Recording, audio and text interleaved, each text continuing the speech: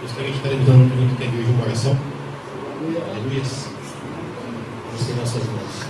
Soberano Deus eterno, estamos aqui, Senhor Pai querido, reunidos, Senhor, para ofertar a tua santa e bendita palavra. Amado Pai querido, não tenho nada, Senhor, para trazer para eles, mas peço a Ti, Senhor, que logo dos céus, Tu venhas, Senhor Pai querido, me usar, Senhor, conforme os prometo nesta terra, Senhor, para fazer, Senhor, a Tua vontade. Deus Pai, diminua eu e cresça em mim, Senhor, porque aqui, Senhor, é Teu povo, aqui é a Tua glória, Teu povo está aqui para receber, que Tu possa operar e te pedimos a Ti. Obrigado, em nome do Pai, do Filho e do Espírito Santo de Deus. Amém e amém. Gostaria de compartilhar com os irmãos uma palavra que se encontra no livro de Gálatas, capítulo de número 1.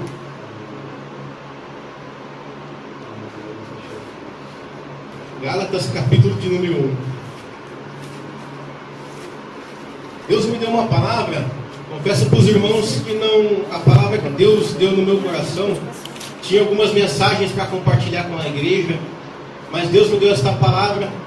A palavra, ela vem de Deus. Deus falou comigo muito esta semana, e quando eu recebi o convite, eu pensei numa outra mensagem, uma mensagem que já estava no meu coração, que chama Os Selos Intocáveis, mas Deus me deu esta palavra, que na verdade, como o título é A Igreja do Século XXI e a Igreja Primitiva.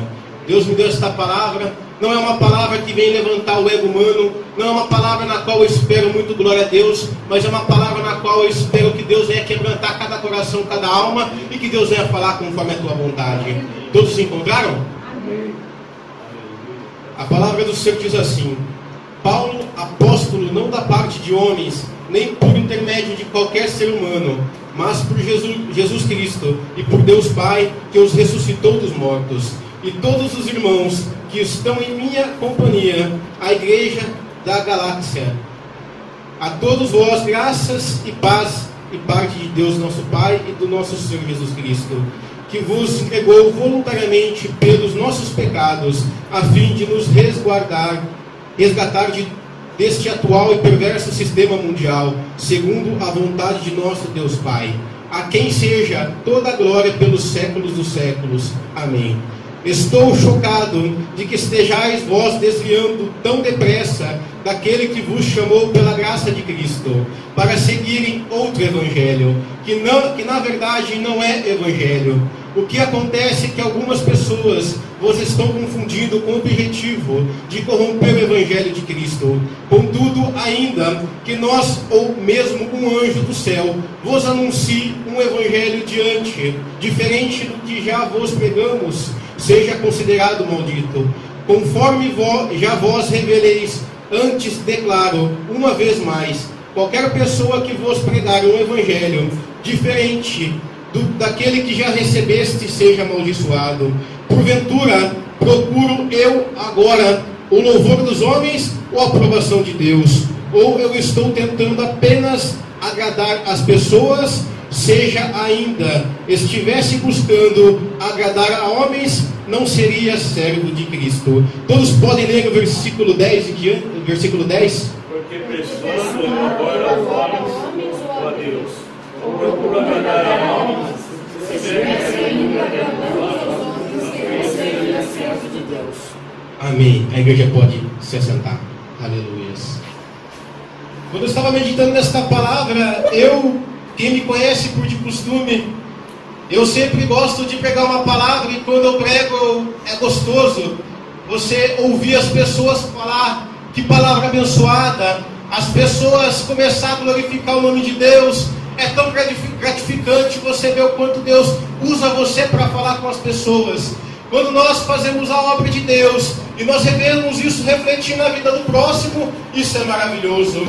Mas quando Deus começou a falar comigo nesta palavra, eu comecei a perceber que quando Deus opera, não é quando nós ouvimos um glória, não é quando nós ouvimos um aleluia, porque tem muitas das vezes ouvimos pregações abençoadas, pregações na qual pessoas entregam a chave, a pessoa sai dali glorificando, sai dali dando um aleluia, e quando você percebe, ela sai da porta da igreja e ela continua continua a mesma pessoa. Mas a palavra de Deus, quando ela entra na alma, quando ela entra no coração, ela entra e a pessoa sai transformada, a pessoa sai modificada, e ela não sai do jeito que ela entrou, mas ela sai de uma forma edificada para a glória de Deus. Quando eu começo a meditar nesta palavra, Deus começou a falar comigo, e eu começo a meditar e ver o propósito inicial de Deus para a vida, o propósito inicial de Deus para o homem. Deus, quando cria o homem, Deus cria o homem e a mulher para ser adorador, o homem para adorar e buscar a Deus todo momento. O homem, Adão e Eva, estavam ali no Éden, na qual Deus ia visitar. Deus estava com ele e ele sentiu a presença de Deus. Ele conversava com Deus diretamente. Mas Deus deu ao homem algo chamado livre-arbítrio. E o homem, por ter o livre-arbítrio, passou-se o tempo, a serpente ali começou a conversar com Eva, e o homem caiu no pecado.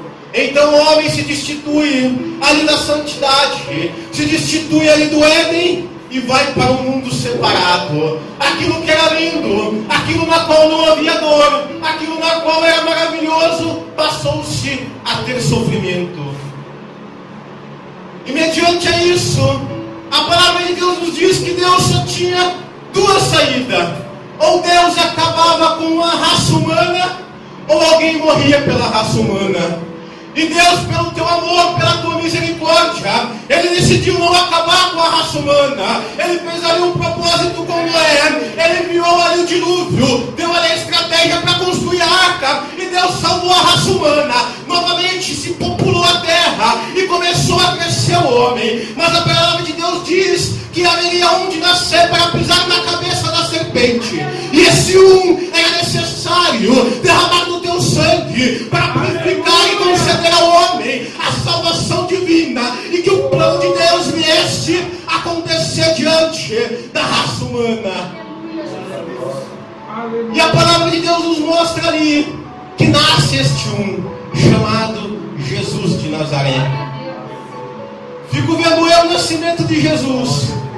Jesus, naquele tempo, no meio dos fariseus, homens, teólogos, conhecedores da palavra, conhecia ali o Pentateuco, do começo ao fim, versículo a versículo. E Jesus não tinha estudo, mas ele tinha o Espírito Santo. Ele tinha ali a marca de Deus. Ele tinha ali, como ele era filho de Deus, ele era o verbo que se fez carne. Os fariseus olhavam: quem é esse na qual não tem estudo? Quem é esse na qual não passou pela escola e hoje, já pequeno, está ministrando o Evangelho? Quem ele acha que é? Mas Jesus começa a entrar no meio do homem, começa a ministrar a palavra do Deus vivo, e começa a operar sinais, começa a salvar almas, e começa a fazer a vontade de Deus.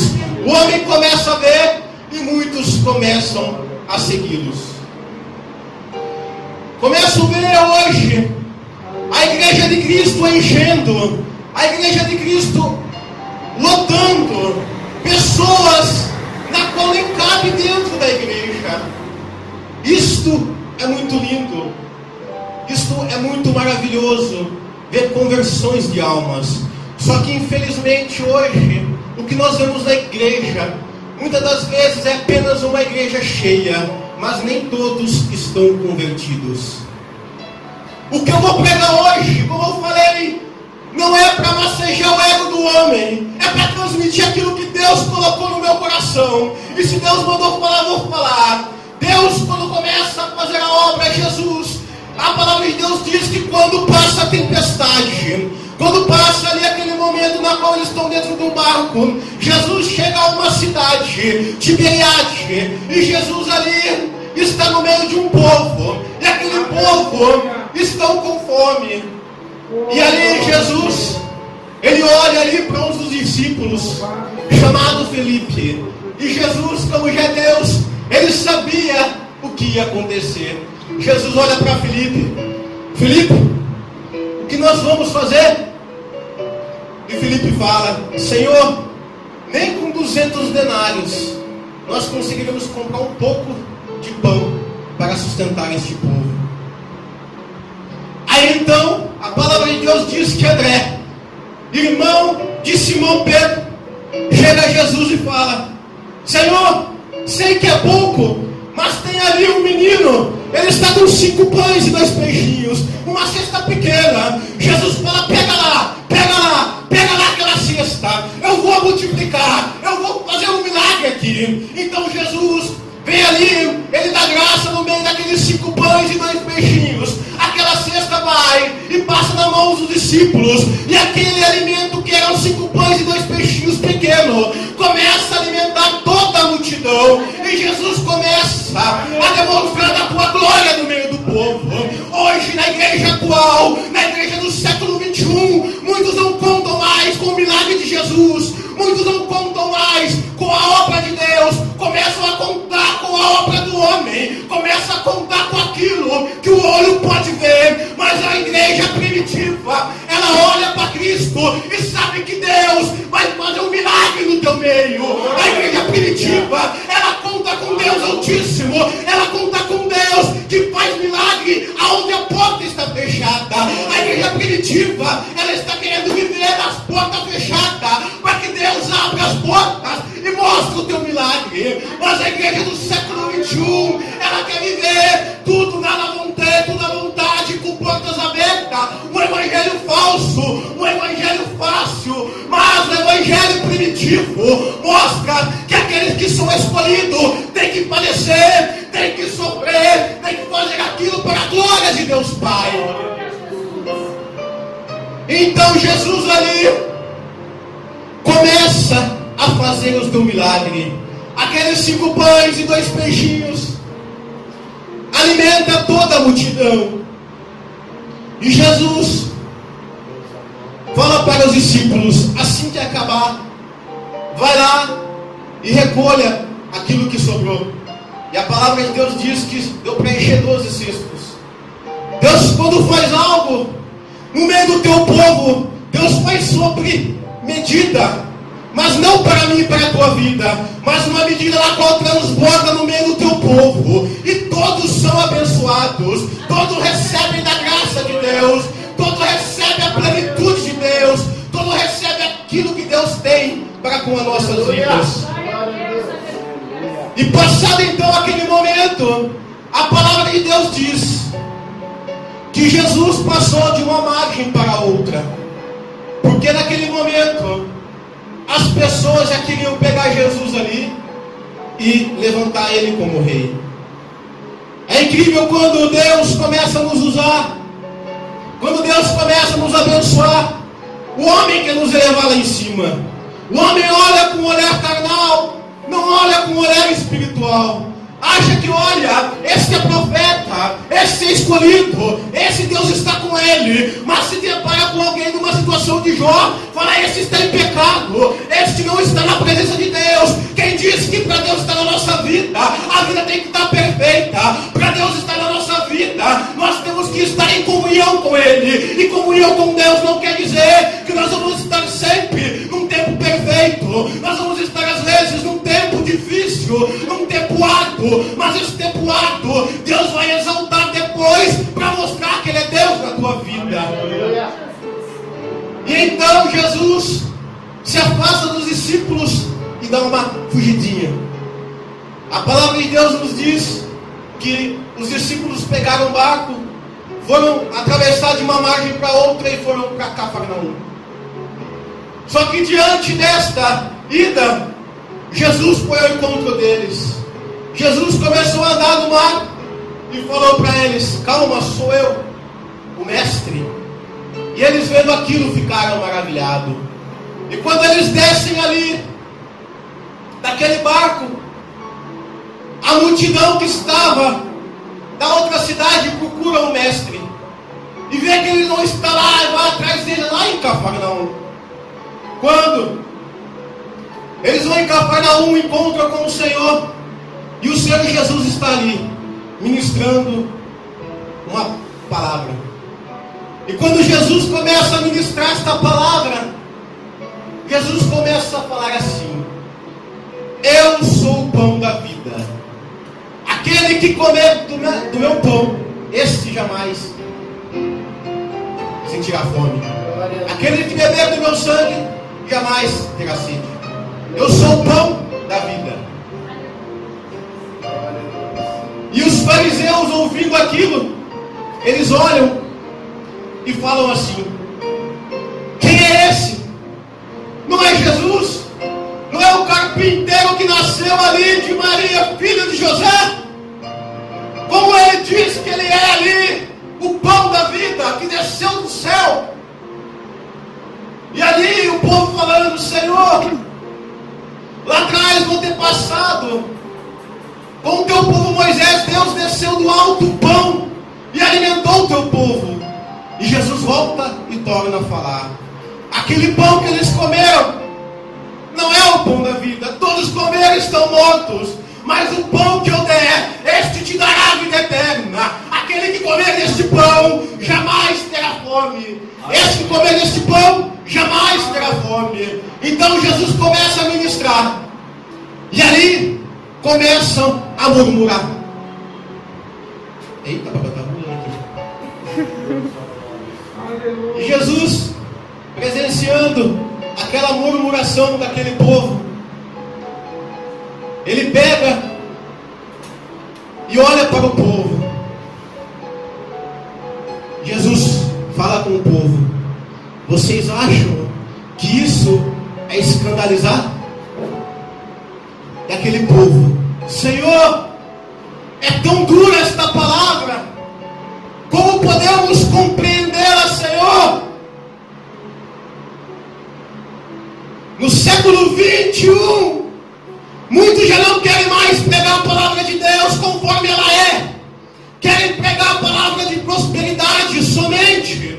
Querem pregar a palavra de bênção. E esquece palavra de santificação. Esquece palavra de exortação. Esquece doutrina. Mas não doutrina do homem, mas a doutrina de Deus. Esquece aquilo que Deus deixou. E aquilo que Deus deixou é a única palavra. É o único caminho que leva o homem à salvação. É a única coisa que pode purificar a alma do homem. É a única coisa que pode edificar o espírito do homem.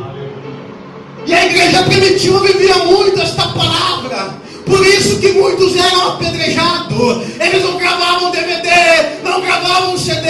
Eles recebiam pedradas. Eles eram jogados nos cárceres. Por que hoje mudou? Porque hoje estão amaciando o povo de Deus com palavras que muitas das vezes não é de Deus. Estão querendo levar o evangelho muito fácil. Estão esquecendo do evangelho que veio para curar a alma daqueles que estão abatidos, que veio para dar salvação para aqueles que estão perdidos. E aí eu vejo o maior dos pregadores, Jesus. Ele olha e fala assim: eu sei que vocês não vieram aqui por causa dos sinais que estavam lá atrás. Vocês vieram aqui atrás de mim porque vocês estão com fome, vocês querem comer, vocês querem encher e saciar a tua carne.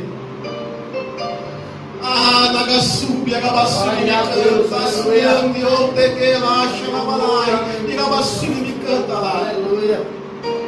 Quantos vêm na casa de Deus, muitas das vezes, somente para receber bênção, somente para ouvir e querer receber chave de carro, chave de casa, portas de emprego aberta, mas pouco estão buscando o pão da vida, pouco estão buscando a palavra de vida eterna, pouco estão buscando aquele que diz: eu sou o caminho, a verdade e a vida, ninguém vê o Pai senão por mim. E aí muitos resolvem pegar o evangelho de Jesus e dar um trato nele. Não, isso daqui vai afastar as pessoas da igreja. Isso daqui vai fazer com que o irmão do lado saia da igreja. Mas eu fico com Jesus. Aí Jesus olha lá para a multidão e ele não fala: viu, fica, eu vou mudar o que eu falei, eu vou pegar mais leve.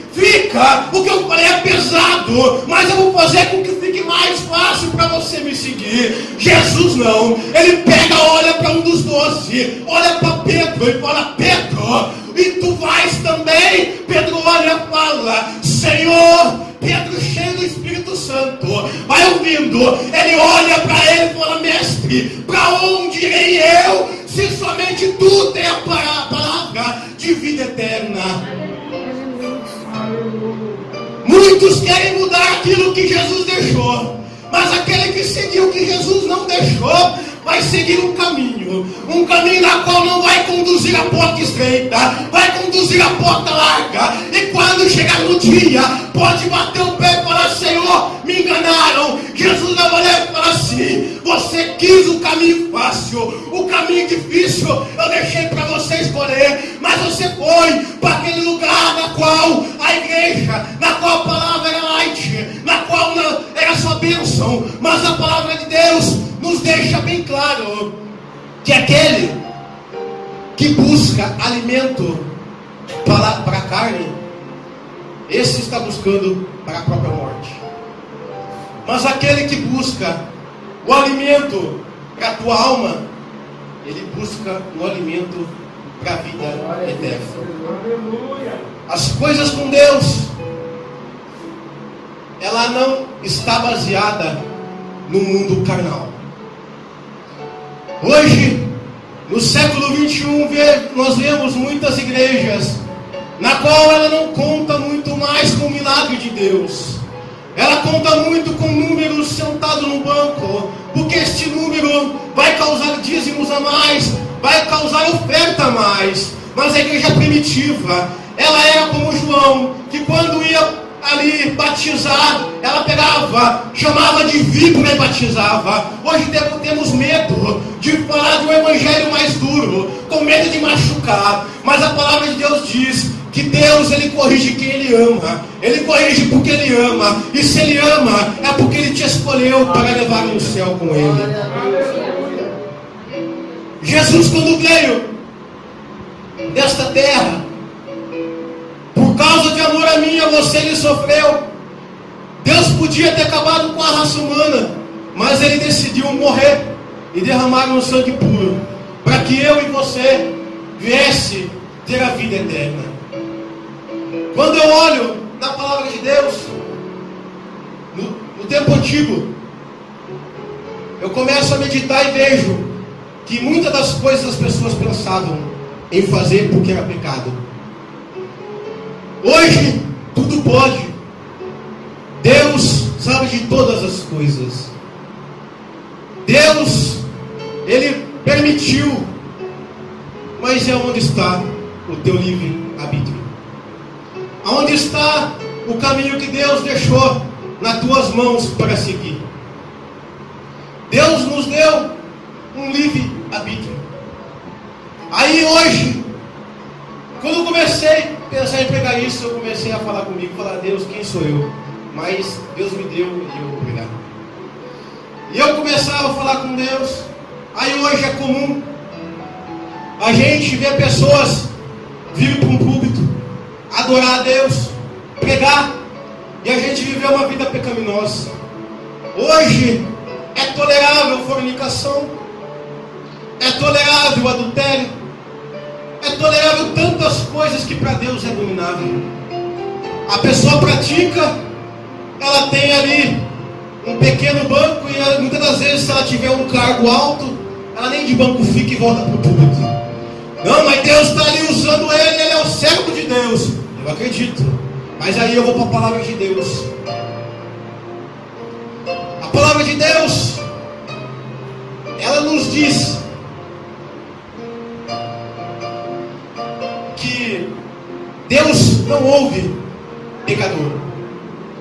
Deus ouve aquele que se arrepende. Aí a gente fala assim: eu vou na Bíblia então, irmão. Tem um pecador lá na qual Jesus fala da parábola,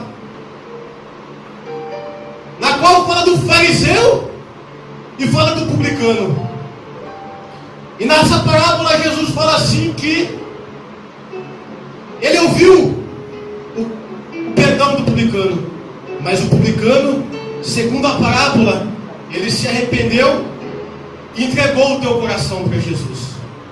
Aleluia.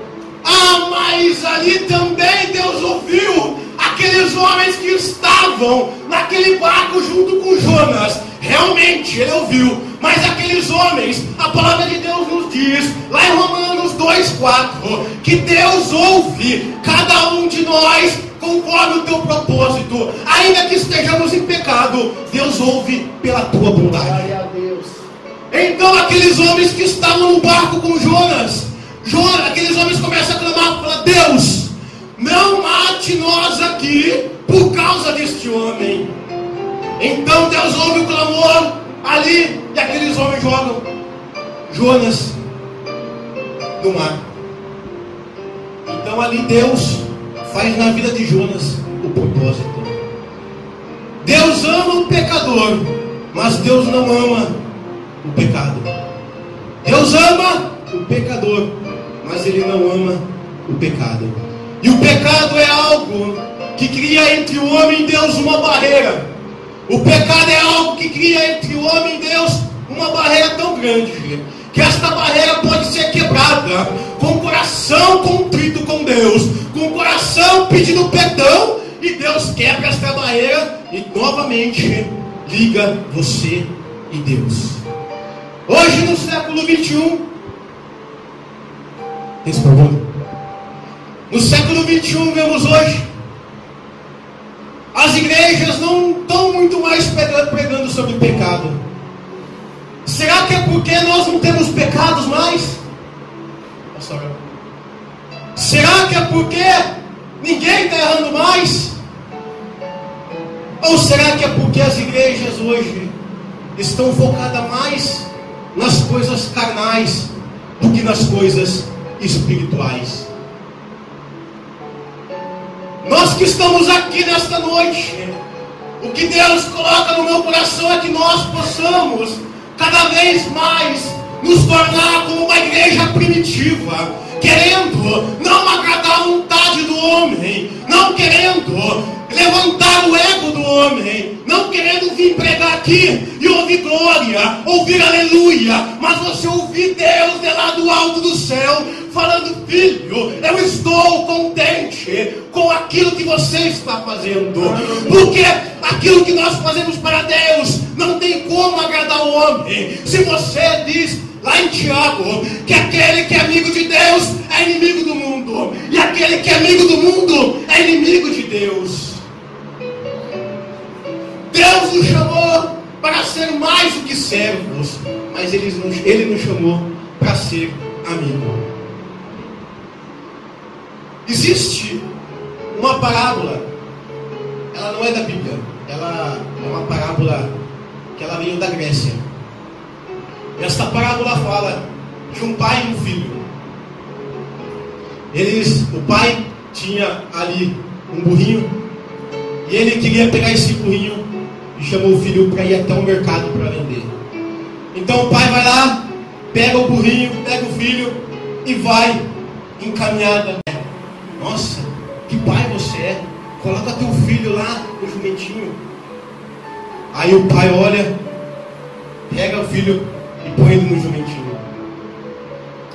Aí ele continua a tua caminhada, e aí ele encontra uma outra pessoa, e essa outra pessoa olha e fala pro filho: ele é teu pai? É. Que filho mal amado você é. Teu pai sendo velho de idade, por que você não deixa ele ir no jumentinho e você vai andando? Aí o pai vai lá, tira o filho do jumentinho, ele sobe no jumentinho e vai na caminhada. Eles começam a trilhar o caminho em rumo ao mercado para fazer a venda do jumentinho. Nesse momento ele encontra com duas mulheres, e aí essas duas mulheres param e olham para o pai e fala para o pai: viu, que pai desmanzelado você é, por que você não pega o teu filho e põe no jumentinho junto com você? Aí ele pega, começa a andar um caminho ao mercado, e aí ele encontra novamente primeiro que ele encontrou lá atrás. Oh, Jesus. E aí, aquele rapaz fala, viu? Você é dono desse jumento? Eu sou. Nossa, você é um dono mau. Você tem que pegar esse jumento, pôr na costa e levar ele até o mercado. Aquele homem ouve aquilo, põe o jumento nas costas, amarra as perninhas dele e vai. Quando ele está indo a caminho, o povo olha e começa a dar risada. Ele se ira, pega o jumento e joga no rio. Moral da história, não tem como agradar todo mundo. Ou você agrada a Deus, ou você agrada o mundo. É fácil a gente conhecer o caminho, difícil é trilhar o caminho. É fácil conhecer o caminho, difícil é trilhar o caminho. Deus nos chamou para trilhar o caminho com Ele. E aquele que quer trilhar o caminho, saiba que não é fácil, saiba que a palavra é dura, saiba que Deus exorta, saiba também que Deus cura, saiba que Jesus salva, saiba que Deus faz milagre, mas saiba que Deus também veio para ensinar cada um de nós, para que venhamos ser salvos. Que a palavra de Deus é assim. Dias Deus nos abençoa, dias Deus nos prova, dias Deus nos corrige. Mas não é somente bênção, bênção, bênção e bênção. E quando vem prova, a gente pensa em voltar para trás e falar, Jesus, eu não aceito isso. Você tem que aceitar o que Deus colocou na tua vida, porque é para a glória dele, é para a honra dele, é para o nome dele ser glorificado. E se Deus colocou na tua vida, é porque ele confia, é porque ele te chamou, é porque ele falou que você é capaz, é porque na tua vida há um selo intocável, e esse selo se chama Espírito Santo. Espírito Santo, e há um selo que é o sangue carmesim, e este selo já garantiu a tua salvação. E eu agradeço a oportunidade em nome de Jesus.